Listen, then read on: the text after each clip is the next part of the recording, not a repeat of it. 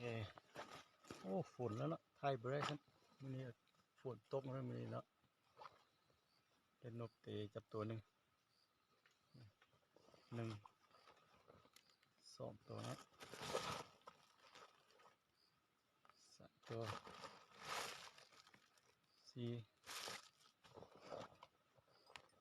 5ตัวนี้เนาะ6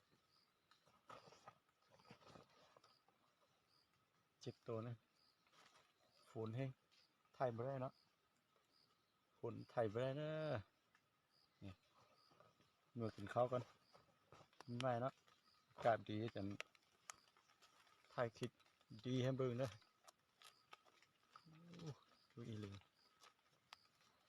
นี่เที่ยวนี้ไปจึงเอาเนาะจึงใส่น้ำมันให้เป็นไวไม่กินไวเสียบอีเลยอยู่เข้าแล้วเนาะ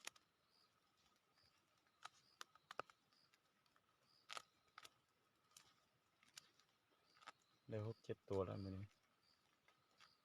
มาจะตัว10 โมงแล้ว10 โมงหากมาเนาะเดี๋ยวนี้เป็น1 โมงแล้วอยู่เข้าแล้วได้กินข้าวแล้ว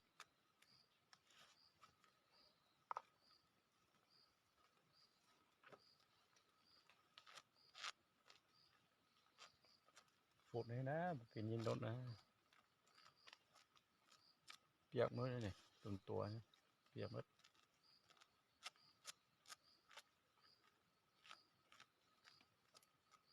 ฝนไทยได้อยู่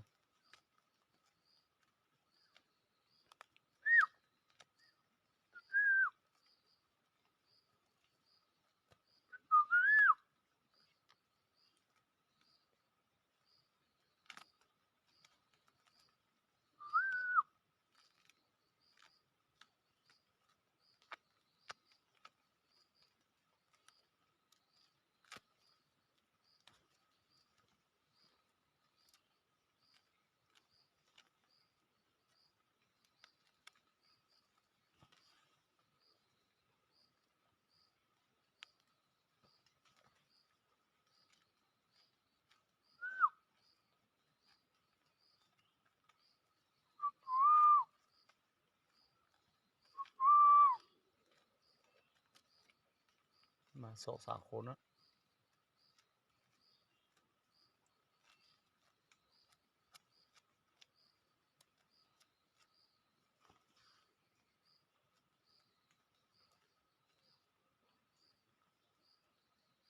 ถืออย่างนี้นะปิดนี่อย่างนี้นะถือดีไปนี่เนาะอยู่เข้าแล้วมือกัน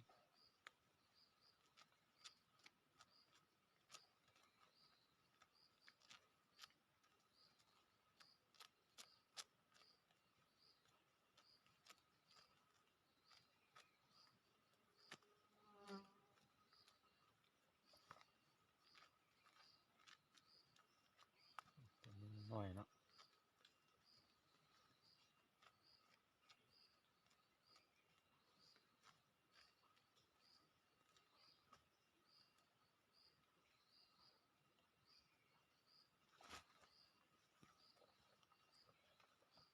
ไปเลยใส่ถุงก่อน